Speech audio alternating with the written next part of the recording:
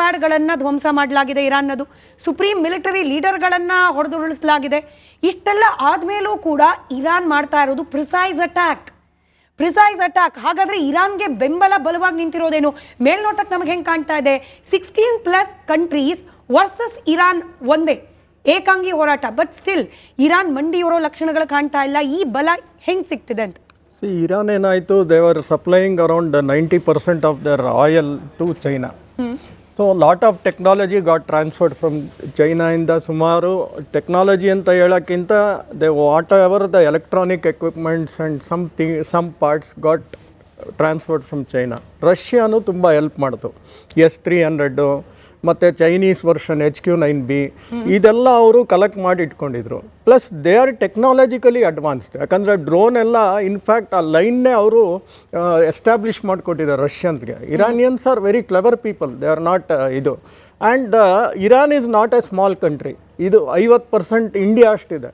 ಹತ್ತತ್ರ 1.6 million square kilometres ಇರುವಷ್ಟು ದೊಡ್ಡದು ಇರಾನ್. ಸೊ ಆಲ್ಸೋ ದೇರ್ ಇದು land terrain is helping them. Mountains, it is not a very flat terrain. ನೀವು ನೋಡಿ, ಆಫ್ಘಾನಿಸ್ತಾನದಲ್ಲಿ Americans in 20 years could not win a war there. Because why? They were using the terrains as the main advantage. And guerrilla warfare, they were very good in guerrilla warfare. ನಾವೀಗ ಅಮೇರಿಕಾಗೆ ಭಯ ಇದೆ ಒಳಗೋಗೋಕ್ಕೆ. So they R ಏನು ಮಾಡ್ತಿದ್ದಾರೆ, ಕರ್ಡ್ಸ್ನ ಎಬ್ಬರಿಸ್ತಾ ಇದ್ದಾರೆ. ನಾವು ನಿಮಗೆಲ್ಲ missiles ಕೊಡ್ತೀವಿ, ನೀವು ಒಳಗೋಗಿ. They are not ready to put boots inside Iran because the terrain itself is not very familiar to them. So ಈ ಟೆರೇನ್ ಅಡ್ವಾಂಟೇಜು ಎಲ್ಲೆಲ್ಲಿ ಸ್ಟಿಲ್ ದಿ ಲಾಂಚರ್ಸ್ ಪ್ಯಾಡ್ ಎಲ್ಲಿ ಮೌಂಟನ್ ಕೆಳಗಿಟ್ಟಿದ್ದೀರೋ, ಕೆಳಗಿಟ್ಟಿದ್ದಾರೋ, they are unable to identify so easily. So identify ಮಾಡಿರೋ ಅಷ್ಟಂತೂ ಹೊಡೆದಿದ್ದಾರೆ. 1,000 target ಅಷ್ಟು ಮಾಡಿದ್ದೀವಿ, ಇನ್ನೂ 1,500 ಟಾರ್ಗೆಟ್ ಅಷ್ಟಿದೆ ಅಂತಾರೆ. So they R failing means it is taking lot of time for them. ಆ ಒಂದು ಇದು ಸಿಗ್ತಾ ಇಲ್ಲ ಅವ್ರಿಗೆ, ಎಲ್ಲೆಲ್ಲಿಂದ ಲಾಂಚ್ ಆಗ್ತಾ ಇದೆ. ಆಮೇಲೆ drones, they very much advantage is the drones. They have got 10 variants of drones. So these drones, these can, ನೀವು ಹೇಳ್ದಂಗೆ $20,000 $30,000 ಮಾಡ್ತಾ ಇದ್ದಾರೆ ಆ ಡ್ರೋನ್ನ. ಆ ಡ್ರೋನ್ ಅಡ್ವಾಂಟೇಜು ಅವರು they have manufactured in millions. ನಮ್ಮಲ್ಲಿ ನಾವೇ ಆರ್ಮಿಲಿ ನೋಡಿದ್ರೆ 10 ಡ್ರೋನು 5 ಡ್ರೋನು 25 ಡ್ರೋನ್ ಇಟ್ಕೊಂಡು ಕೂತಿದ್ದೀವಿ. ಬಟ್ ಅಲ್ಲಿ they have manufactured in millions. They are using the drones technology. So this is where ಆ ಡ್ರೋನ್ಸ್ ಏನಾಗುತ್ತೆ, ಒಂದು drone ಕಳಿಸಲ್ಲ, they send 100 drones.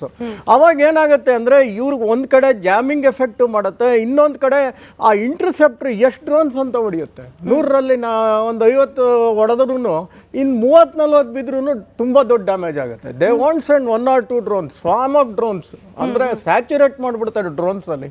So this is the advantage they are making use of it. Even missiles ಆಗಲಿ ಒಂದು ಹಾಕಲ್ಲ ಅವರು, 25-50 ಆ ಥರ ಹೊಡಿತಾ ಇದ್ದಾರೆ. So how many interceptors can ಇದು ನೀವು ಸ್ಯಾಚುರೇಟ್ ಮಾಡಿದಾಗ. In now they are also going for a cyber attack. Cyber attack ಅಂದರೆ ನಿಮ್ಗೊಂದು ಬ್ಯಾಂಕ್, ನಿಮ್ದೇನೋ ಒಂದು ಅಕೌಂಟ್ ಇರುತ್ತೆ, bank HDFC, I am giving example. ಅಲ್ಲಿ ಏನು ಮಾಡೋದು, ಒಂದು ಫ್ಲಡ್ ಆಫ್ ಮೆಸೇಜಸ್ ಕಳಿಸೋದು, ರಾಂಗ್ ಮೆಸೇಜಸ್. ನೀವು ಒಂದು ಟ್ರಾಫಿಕ್ ಜಾಮ್ ಆದಾಗ ಏನಾಗುತ್ತೆ, ಮೂವ್ಮೆಂಟೇ ಆಗಲ್ಲ. ಸೊ ಅಲ್ಲಿಂದ ಏನಾಗುತ್ತೆ, ಇಂಟರ್ನೆಟ್ ಜಾಮಿಂಗ್ ಆಗುತ್ತೆ ಅವ್ರಿಗೆ. ಸೊ ಎವ್ರಿಥಿಂಗ್ ಫಾಲ್ಸ್ ಮೆಸೇಜಸ್ ಬರುತ್ತೆ ಬ್ಯಾಂಕ್ಸ್ಗಳಿಂದ, ಇದರಿಂದ. So they are doing that technology also. So the various methods they are using. So Trump ಏನಾಗ್ತಿದೆ ಅಂದರೆ, ಇದೆಲ್ಲ ಸಾರ್ ಹೇಳ್ದಂಗೆ 1 ವಾರದಲ್ಲಿ ಮುಗಿಯುವಂಥ ಇದೆಲ್ಲ, it may take 45 days, it may take 50 days. So is extending. First ಏನು ಹೇಳಿದ್ರು, will keep boots, our army boots will go inside ಅಂದರು. ಈಗ ತಿರ್ಗಾ ಏನು ಚೇಂಜ್ ಮಾಡಿದ್ರು, ಇಲ್ಲ ಕರ್ಡ್ಸ್ಗೆ ನಾವು ಕೊಡ್ತೀವಿ, ಇನ್ನೊಂದಷ್ಟು ಎಥ್ನಿಕ್ ಗ್ರೂಪ್ಸ್ ಇದೆ ವಿಚ್ ಆರ್ ಅಗೇನ್ಸ್ಟ್ ದೆಮ್, ಅವ್ರು ಕೊಡ್ತೀವಿ ಶಸ್ತ್ರಾಸ್ತ್ರಗಳು, ಅವ್ರ ಒಳಗೆ ನುಗ್ಲಿ, we will not go inside. So because the terrain advantage ತುಂಬ ಇದೆ ಇರಾನ್ಗೆ. ನಿಜ. ಈಗ ಚಂಪಿ ಸರ್, ಈ ಯುದ್ಧ ಕೇವಲ ರಿಸ್ಟ್ರಿಕ್ಟೆಡ್ ಏರಿಯಾಗೆ ಮಾತ್ರ ಸೀಮಿತವಾಗ್ತಾ ಇಲ್ಲ, ದಿನೇ ಇದರ ವ್ಯಾಪಕತೆ ಕೂಡ ಹೆಚ್ಚಾಗ್ತಾ ಇದೆ. ಈಗಷ್ಟೇ ನಾನೊಂದು ರಿಪೋರ್ಟ್ ಓದ್ತಾ ಇದ್ದೆ, ಶ್ರೀಲಂಕಾ ಬಳಿಯಲ್ಲಿ ಇಂಡಿಯನ್ ಓಷನ್ ನಲ್ಲಿ US ಸಬ್ಮೆರೀನ್ಗಳು ಇರಾನ್ನ ವಾರ್ಶಿಪ್ ಅನ್ನ ಹೊಡೆದಾಕಿದೆ. ಅದು ಪ್ರಾಕ್ಟೀಸ್ಗೇನೋ ಡ್ರಿಲ್ಗೇನೋ ಬಂದಿದ್ದು ವಾಪಸ್ ಹೋಗ್ತಾ ಇದ್ದ ಸಂದರ್ಭದಲ್ಲಿ ಅಂತ. ಇದರ ಜೊತೆಗೆ ಬಹುತೇಕ ಏಷ್ಯನ್ ಕಂಟ್ರೀಸ್ ಅವಲಂಬಿತವಾಗಿದ್ದ ಸ್ಟ್ರೇಟ್ ಆಫ್ ಹಾರ್ಮೋಸ್ ಜಲಸಂಧಿ ಕೂಡ ಬ್ಲಾಕ್ ಆಗ್ತಾ ಇದೆ. ಅಂದ್ರೆ ಯುದ್ಧದ ವ್ಯಾಪಕತೆ ಹೆಚ್ಚಾಗ್ತಾ ಇರೋದು ಆರ್ಥಿಕತೆ ಮೇಲೆ, ಪ್ರಪಂಚದ, ಅದರಲ್ಲೂ ಭಾರತ ಇನ್ಕ್ಲೂಡ್ ಮಾಡಿಕೊಂಡು ಬೇರೆ ದೇಶದ ಆರ್ಥಿಕತೆ ಮೇಲೆ ಬೀರ್ಬಲ್ಲ ಪರಿಣಾಮಗಳು. ನೀವು ಹೇಳಿದ ಹಾಗೆ ಈ ಒಂದು ಏನು ಅವರ ಲಿಂಗಣ್ಣ ಅವ್ರು ಬಹಳ ಚೆನ್ನಾಗಿ ಹೇಳಿದ್ರು, ಬಿಕಾಸ್ ಇಸ್ ಮಿಲಿಟರಿ ಎಕ್ಸ್ಪರ್ಟ್, ನಾವೆಲ್ಲ ರಾಜಕೀಯ ವಿಶ್ಲೇಷಣೆ ಮಾಡೋರು. ಅವ್ರು ಹೇಳಿದ್ದು ಅವ್ರ ಸಿದ್ಧತೆ ಯಾವ ಮಟ್ಟದಲ್ಲಿ ಇದೆ ಅಂದ್ರೆ ಅಮೆರಿಕ ಮತ್ತು ಇಸ್ರೇಲ್ನವರು ಅಂಡರ್ ಎಸ್ಟಿಮೇಟ್ ಮಾಡಿದ್ರು ಅವ್ರನ್ನ. ಅದೇ ಅವ್ರದ್ದು ಆ ಮೂರ್ಖತನನೇ ಅದು. ಜೊತೆಗೆ ಈ ರೀತಿ ಉಲ್ಬಣ ಆಗುವ ರೀತಿಯಲ್ಲಿ ಆಕ್ರಮಣ ಮಾಡ್ತಕ್ಕಂಥದ್ರ ಬದಲು ನೆಗೋಸಿಯೇಷನ್ ಕರಿಬೋದಿತ್ತು. ಅವ್ರೇನ್ ಹೇಳಿದ್ರು, ನೆಗೋಸಿಯೇಷನ್ಗೆ ಇರಾನ್ ಅವರು ಒಪ್ತಾ ಇಲ್ಲ ಅಂತ ಹೇಳಿ. Iran was ready. ಖಮೇನಿ ಅವ್ರು ಬದುಕಿದ್ದಾಗ್ಲೇ ಬಹುಶಃ ಇದು ಒಂದು ರೀತಿಯಲ್ಲಿ ಬೇರೆ ಒಂದು ನ್ಯೂಟ್ರಲ್ ಪ್ಲೇಸ್ ನಲ್ಲಿ ಸೇರ್ಲಿಲ್ಲ. ಎರಡನೇದು ಏನಪ್ಪಾ ಅಂದ್ರೆ ಈ ಒಂದು ಪರಿಣಾಮ ಶ್ರೀಲಂಕಾದ್ ನೀವು ಹೇಳಿದ್ರೆ ಕರೆಕ್ಟ್. ನಾನು ಬೆಳಿಗ್ಗೆ ಆ ವಿಷಯ ತಿಳ್ಕೊಂಡಾಗ ಆಶ್ಚರ್ಯ ಆಯ್ತು. ಅಂದ್ರೆ ಎಲ್ಲಿವರೆಗೂ ಹೋಗ್ತಾ ಇದೆ ಅಂದ್ರೆ ಅವ್ರಿಗೆ ಒಂದಕ್ಕೆ ಭಯ ಹುಟ್ಟಿಸ್ತಾ ಇದ್ದಾರೆ. ಅವ್ರು ಏನು ಇರಾನ್ನವ್ರು ನಾವು ಗೆಲ್ತೀವಿ, ಅಮೆರಿಕ ಇಸ್ರೇಲ್ ನಲ್ಲಿ ಸೋಲ್ಸ್ತೀವಿ ಅಂತ ಅಲ್ಲ.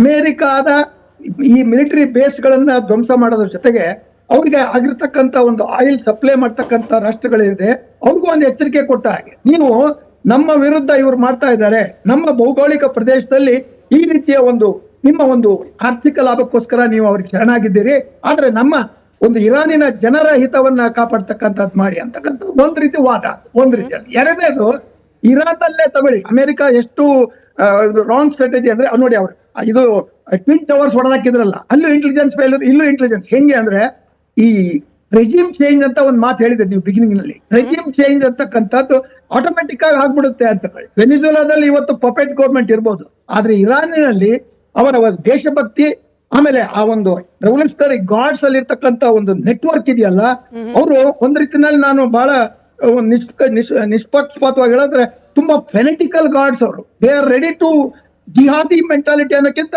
ಅವರ ದೇಶಕ್ಕೋಸ್ಕರ. ಇರಾನ್ ಅವ್ರು ಹೇಳಿದ್ರಲ್ಲ, ಬುದ್ಧಿವಂತರು ಅವ್ರು ಜಾಣರು ಅಂತಕ್ಕಂಥದ್ದು ನಟರಾಜ್ ಗೌಡ್ರು ಮಾತನ್ನು ಹೇಳಿದ್ರು, ನಿಜ, ಅದು 100% ನಿಜ. ಇರಾನ್ ಅವ್ರನ್ನ ಮೂರ್ಖರು ಅಥವಾ ಪಾಕಿಸ್ತಾನದಲ್ಲಿ ಇರ್ತಕ್ಕಂಥ ಗುಡ್ಡಗಾಡಿನ ಜನ ಅಂತ ತಿಳ್ಕೊಬೇಡಿ. ಅದರಿಂದ ಇರಾನ್ ನಲ್ಲಿ ರೆಜಿಮ್ ಚೇಂಜ್ ಯಾಕಾಗಲ್ಲ ಅನ್ನೋದಕ್ಕೆ ಜಸ್ಟ್ ಕೆಲವು ಸೆಕೆಂಡ್ಸ್ ಅಲ್ಲಿ ಹೇಳ್ತೇನೆ. ಯಾಕಂದ್ರೆ ಅಲ್ಲಿ 3 ಭಾಗ ಆಗಿದೆ ಜನ.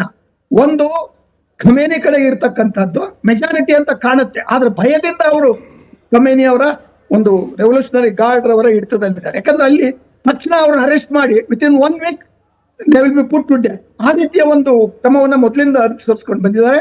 ಮತ್ತೆ ಅದರ ಬಗ್ಗೆ ಹೆಚ್ಚಿನ ಮಾಹಿತಿ ಅಂತಕ್ಕಂಥದ್ದನ್ನ ಅನೇಕ ಮೂಲಗಳಿಂದ ನಾವು ತಿಳ್ಕೊಬಹುದು. ಎರಡನೇದು, ರಾಜ ಪೇಲ್ವಿ ಇದ್ರಲ್ಲ, ಅವರ ಆಳ್ವಿಕೆ ಬೆಂಬಲಿಸ್ತಕ್ಕಂಥ ಜನ ಬಹುಶಃ ಅದು 30-40 ವರ್ಷದಿಂದ ಆ ಒಂದು ಪರಂಪರೆಯನ್ನ ನಂಬಿತಕ್ಕಂಥವರು ಸ್ವಲ್ಪ ಭಾಗ ಜನ ಇದ್ದಾರೆ, ಅಂದ್ರೆ ಎರಡನೇ ಭಾಗ.